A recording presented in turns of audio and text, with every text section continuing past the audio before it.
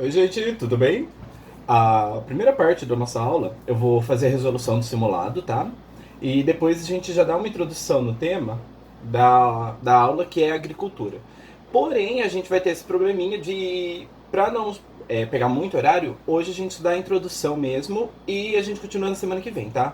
Mas relaxem, eu dei uma olhada no nosso cronograma e a gente só falta 5 tópicos para matar o cronograma anual, tá? Então vamos lá. A questão 30 era minha, aliás, da 30 a 36, tá? E a 30, ela trazia uma questão sobre clima. Então, tinha um climograma aí para você analisar e você tinha nas alternativas a foto de quais possíveis locais. Então, pela foto A, dá para entender que é uma pradaria, é um campo. A B, dá pra gente ver uns pinheiros, dá pra ver um rio ali, então a gente já associa um pouquinho a mais ao norte, lá no Canadá, Europa e tudo mais. A C, montanhas, dá pra ver o gelo ali, você não tem arbusto, você não tem nada, então você já pensa num clima de altitude, tá? A D, poderia ser um pantanal, poderia ser uma floresta amazônica, mas enfim, dá a entender que é muito verde, então é muito úmido, muita água e tem obviamente esse rio passando. E o E, pelos animais, pela coloração e tudo mais, dá pra matar que é savana, aí poderia ser uma caatinga, um cerrado, ou a mais provável, pelos animais, África, tá? Então aí a gente vai pro climograma. O que a gente consegue já de imediato observar nele? A linha da temperatura. Essa linha da temperatura ela tem dois picos, um negativo e um positivo. O primeiro pico negativo ele vai ser por volta ali do começo do ano e também no finalzinho, quando a temperatura começa a cair, e a temperatura chega a menos 10 graus. E aí depois, no meio do ano, por junho e junho, a gente tem um aumento da temperatura. O que a gente identifica nisso? Inverno e verão. Quando a temperatura explode, é o verão, explode entre aspas, né? Ela chega ali a uns 10, 15 graus. E no inverno é quando ela chega mais baixo, menos 10. Então, com isso, eu já excluo a floresta tropical, que é a alternativa D. Eu já excluo a savana, que é o E. Esse A, que dá a entender que é um campo, também é muito improvável que tenha nevasca aí. E aí eu fico na C, que é o clima de altitude, ou na B, que dá a entender que é mais ali na Europa. Qual que é a questão aí? O clima de altitude, você, por ser uma altitude muito alta, você não tem essa sazonalidade que muda.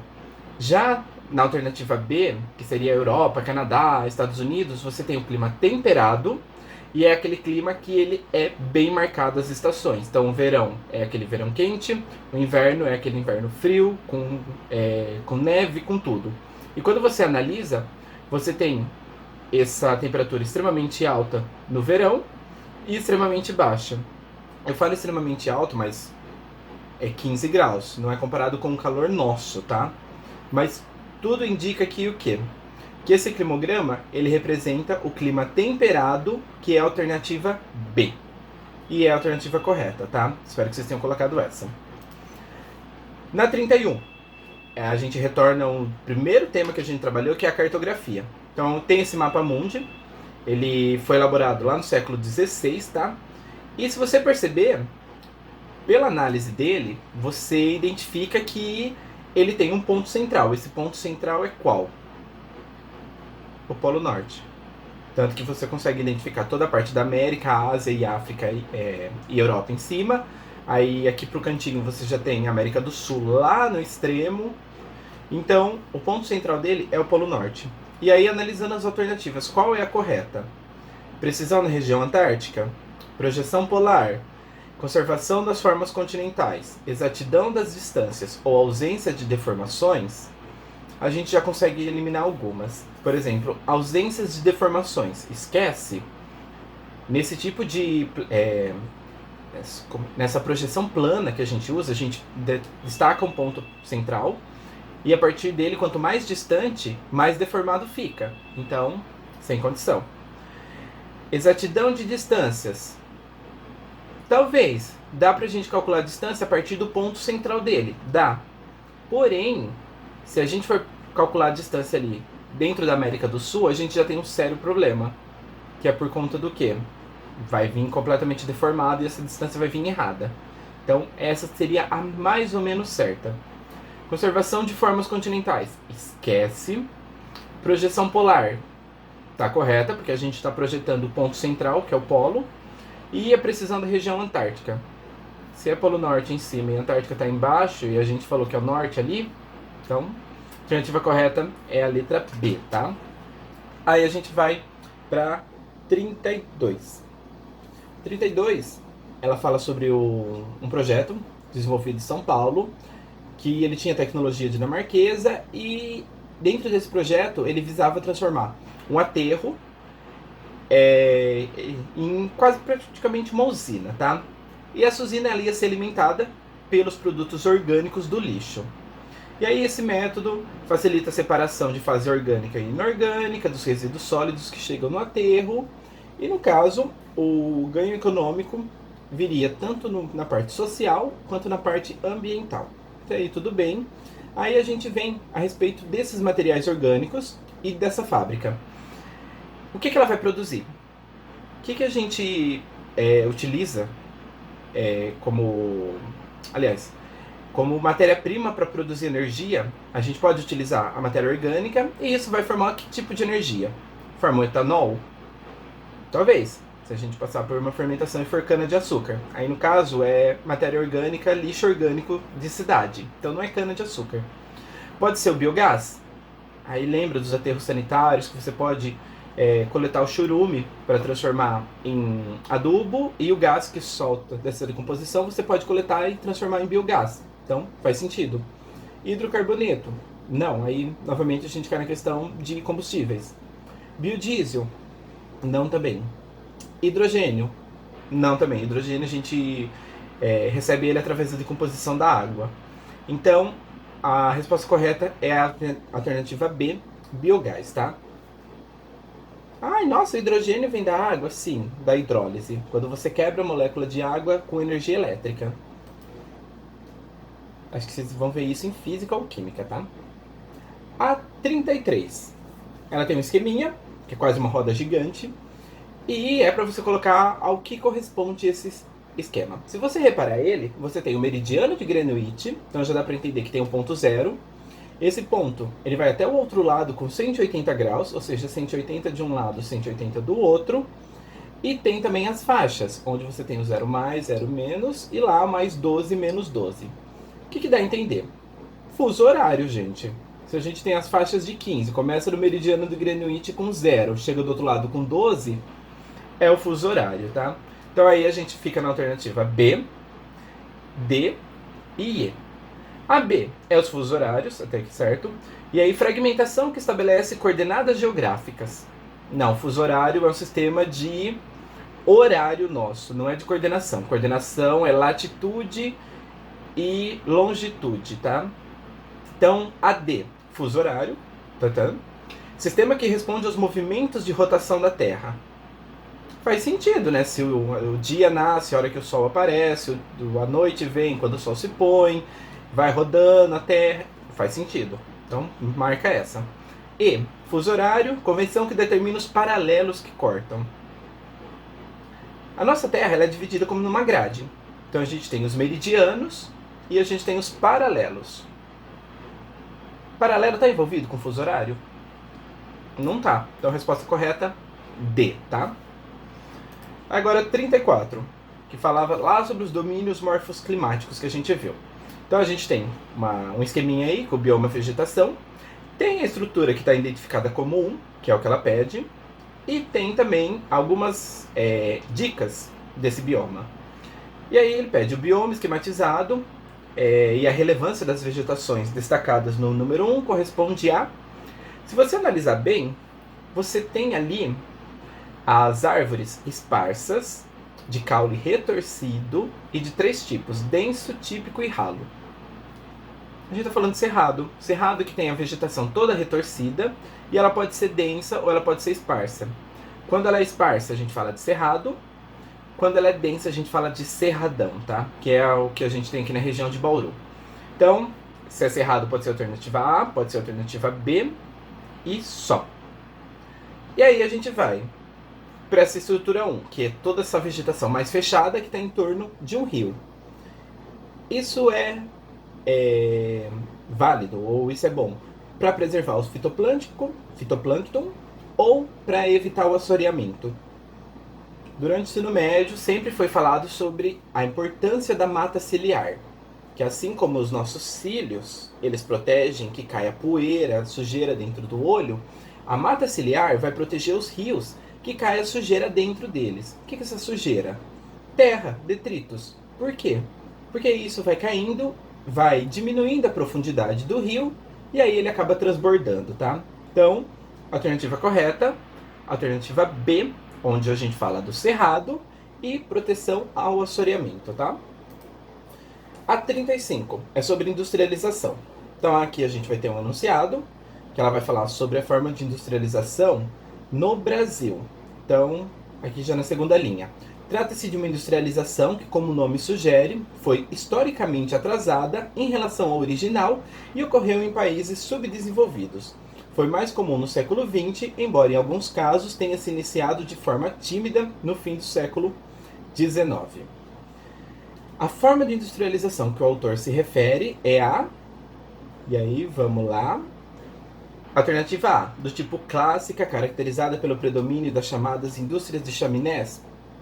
Não foi clássica, não foi a primeira que ocorreu. Foi a mais tardia, mais atrasada. Então, esquece. B, do tipo planificada, visto como única forma de os países periféricos conseguirem se industrializar sob a forte proteção do Estado.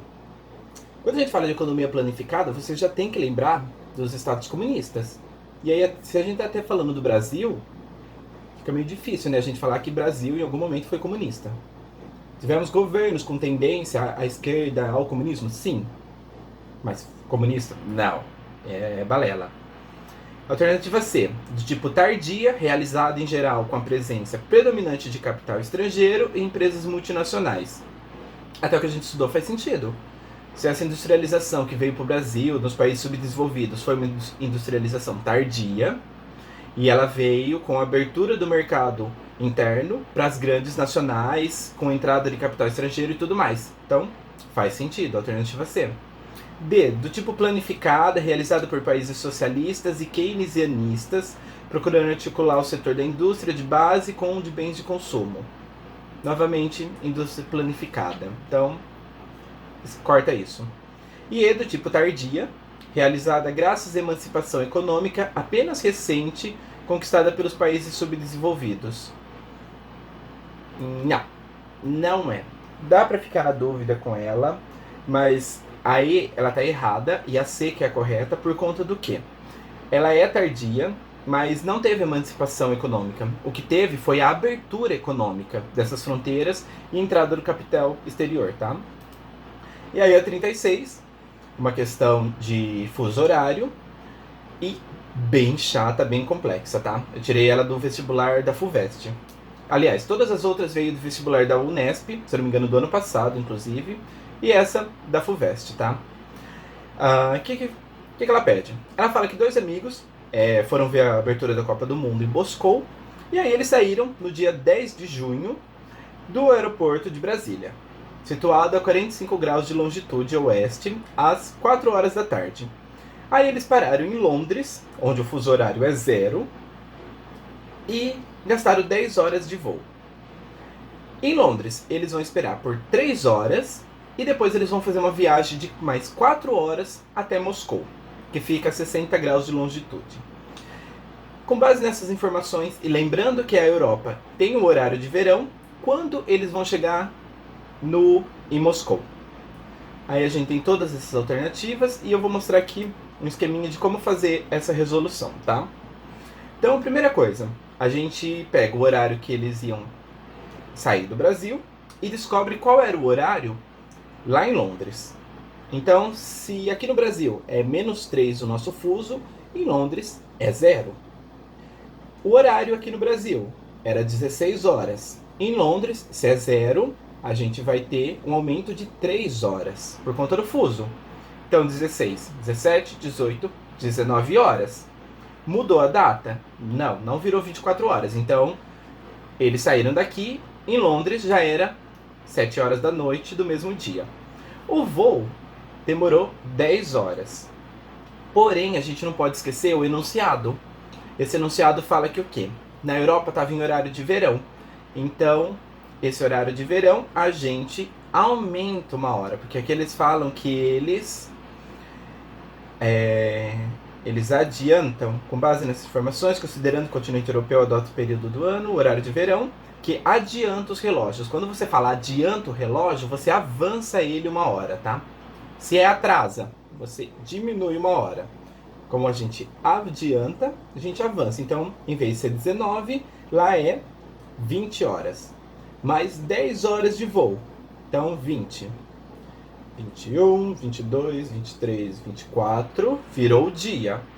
1 da manhã, 2 da manhã, 3 da manhã, 4, 5, 6 horas. Então, eles vão chegar em Londres às 6 horas do dia 11 do 6. Dito isso, eles vão esperar mais 3 horas, então eles vão sair às 9 horas da manhã e vão para Moscou, onde vai ter mais 4 horas de voo. Aí a gente tem que saber que hora que eles vão sair daqui, que hora que eles vão chegar em Moscou e depois somar as horas de voo. Então, em Londres, era fuso zero, era 9 horas da manhã. Moscou é o fuso mais 4, então eu somo mais 4 horas. Então, 9 mais 4, 13 horas. Mais 4 horas de voo, 13, 14, 15, 16, 17. Eles vão chegar às 5 horas da tarde, no dia 11 do 6, que é a nossa alternativa C, tá? Que é a alternativa correta. Dito isso, espero que vocês tenham acertado. Qualquer dúvida, a gente tira na monitoria, tá? Agora vamos para a nossa aula de agricultura. A gente sai da industrialização e agora a gente vai plantar. Ai, que delícia! Quando que começou a agricultura? Ela começa há 12 mil anos atrás, no período neolítico, tá? E ela é uma grande divisora do modo de socialização nosso. Porque até então a gente era seres nômades, caçadores e coletores. Então tinha uma planta que dava fruta, tinha uma mangueira. Cata manga, comi manga, vou andando a esmo. Vi uma onça lá. Ou eu fujo da onça, ou se eu tiver com fome eu vou catar a onça. Tô correndo atrás da onça. Matei ela lá, fico por lá, não volto pra onde eu tô. Isso era ser nômade, tá? Tava sempre em movimento. E aí, a partir do momento que começa essa atividade agrícola, o homem deixa de ser coletor, deixa de ser caçador, e ele passa a plantar e a domesticar os animais. Então ele deixa de ser nômade e passa a ser sedentário, tá?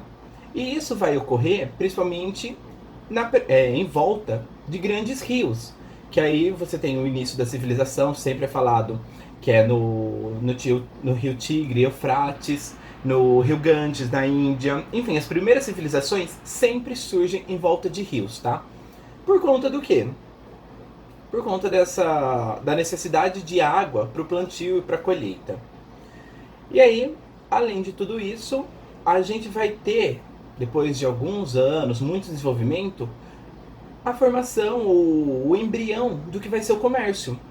Porque enquanto você está caçando, enquanto você está coletando, não tem por que você está realizando trocas. Mas a partir do momento que você começa a produzir, o recesso seu, o que sobra, você acaba trocando com o seu parceiro, com o seu vizinho, enfim, por outra coisa que você precise ou outra coisa que ele tenha. Então, a atividade agrícola, ela não vai mudar só o modo de vida nosso, mas ela também acaba gerando o que a gente conhece hoje como comércio, tá? Tudo bem que depois ele evolui, ele vira o comércio sai da troca de mercadorias e vai para capitalização, que é o uso do dinheiro, mas isso a gente já viu, então não tem por que entrar em questões, tá? E aí, a gente avança um pouco no tempo, já vimos como ela surge, e a gente cai na Revolução Industrial. Revolução Industrial, a gente teve as 3, e elas sempre acabaram influenciando a produção agrícola, tá? Num resumo geral de como que elas influenciaram, elas aumentam a produtividade, mas não é só isso. Com a Revolução Industrial, o que a gente teve? A vida na cidade acabou tendo boom, todo mundo queria vir para a cidade, então aumenta a população urbana, e se aumenta as pessoas na cidade, obviamente aumenta as pessoas que precisam de alimentos na cidade. E essas pessoas da cidade não nasceram da noite para o dia. Por que aumentou tanto? Porque o pessoal que estava no campo vem para a cidade. E aí, se você deixa o campo, vai para a cidade, você para de produzir no campo. E aí surge um problema, que a cidade precisa de mais alimento, o campo está produzindo menos. Então, essa revolução industrial, ela precisou também ir para o campo para aumentar a produtividade e dar conta dessa demanda de alimentos que foi gerada, tá? E aí, essa revolução agrícola, ela vem principalmente por conta da indústria de insumos, que é as máquinas, os equipamentos, os fertilizantes, que tudo isso visa aumentar a colheita, aumentar a produção, acelerar tudo isso, tá? E aí a gente avança mais um pouquinho e cai na questão da colonização, que a gente também teve umas características da produção agrícola aí, que tanto a colonização que ocorreu aqui nas Américas, quanto a que ocorreu na África e na Ásia, com o neocolonialismo, lá por volta do século XIX, eles implementaram um sistema chamado plantation. Esse sistema ele era composto por monocultura, então você só plantava um tipo de coisa. Era uma monocultura de gêneros voltados a gêneros tropicais, e o objetivo disso não era abastecer essas colônias, era abastecer a metrópole, tá? Então isso era tudo levado. Era fabricado em grandes fazendas, que a gente conhece por latifúndios, e esses latifúndios eles utilizavam e abusavam até de mão de obra barata e escrava, tá? E aí, só para fechar, a gente tem a Revolução Verde. Após a Segunda Guerra Mundial, houve aquele processo de descolonização da África e da Ásia, principalmente da África, que eles passaram a ser nações independentes, já batemos muito nessa tecla. E aí, visando não manter esse sistema, mas aumentar a produtividade mundial, porque a gente estava novamente caindo no esquema de que faltava alimentos para o mundo, surge essa Revolução Verde, que acabou sendo um projeto dos Estados Unidos, onde eles fizeram um pacote tecnológico. Dentro desse pacote tecnológico, o que eles ofereciam? Sementes selecionadas, que visavam aumentar a produção, os equipamentos para mecanizar toda essa produção, os fertilizantes e os defensivos necessários, e também as técnicas de cultivo. Qual que era o problema? Estados Unidos que está fazendo isso. A gente tem o problema de alimentos do mundo, então a gente vai ajudar produzindo mais alimentos. Não é só isso. Como eu já venho falando em quase todas as minhas aulas, ninguém faz nada nesse mundo, principalmente a nível mundial, a nível de governo, porque é bonzinho, porque quer se desenvolver ou quer sanar um problema no mundo. Estados Unidos fez isso visando outra coisa. Visando o quê? Aumentar a quantidade de alimentos que viria para ele. Se você tem mais alimentos no mundo, você derruba o preço deles, então você consegue consumir mais e gastando menos. E como era ele que estava oferecendo tudo isso, o pacote tecnológico, quem iria passar por isso precisava comprar dele. Então, ele tem vantagem de todos os lados, tá? Porém, qual que foi o tiro no pé? Quando eles fizeram isso, eles pensaram na realidade dos Estados Unidos. Eles não consideraram a realidade dos países subdesenvolvidos, que era o alvo. Estados Unidos é um clima temperado. Brasil é um clima tropical. O que cresce lá dificilmente vai se adaptar ao nosso clima aqui. Então, essas diferenças de clima acabou não dando certo. Os animais, os insetos, as doenças que a gente tem em cada país também não foi previsto. Então era muito comum as pessoas entrarem nessa Revolução Verde, entrarem comprando esse pacote e acabando não tendo o retorno esperado ou o que era previsto com o nível de investimento deles. E aí, para tentar sanar isso, eles compravam mais fertilizante e mais agrotóxicos, e isso, de certo modo, deixava esses países subdesenvolvidos mais dependentes ainda dos desenvolvidos. Então aumentava mais ainda essa distância e controle de um ao outro. Fora que, como era um pacote, você comprava toda essa tecnologia do exterior, obviamente o pequeno produtor que ficava ali no seu alqueire de terra, que plantava para ter a sua subsistência, não teve tanto acesso a isso. E pior ainda, com todos esses problemas, teve uma certa mudança Aumentou a quantidade de alimentos, teve alguns sucessos, não foram todos, tá? E quando você aumenta a quantidade de produtos no mercado, você cai o preço. E aí, os pequenos produtores que não conseguiram acompanhar isso tiveram um prejuízo gigantesco e muitos acabaram tendo que vender as suas terras. Os grandes produtores se aproveitaram mais ainda, compraram as terras e acabaram criando mais latifúndios, tá? Então, a Revolução Verde, se a gente fizer um resumo de tudo, ela aumentou a quantidade de alimentos no mundo? Sim. Eliminou a fome? Não. Aumentou a dependência dos países pobres em relação aos países ricos? Sim. Ferrou a realidade dos mais pobres dos países pobres? Sim, porque o pequeno produtor não acompanhou isso, teve prejuízo pelos produtos ficarem muito baratos dentro do mercado e tornar inviável para ele. E aí acabou desistindo ou diminuindo a agricultura familiar e a agricultura de subsistência, tá? Além, obviamente, de diminuir a população rural. Dito isso, a gente para por aqui. Semana que vem a gente volta e começa falando sobre biotecnologia, tá? Tchau, tchau, gente, e boas aulas. Boa semana também.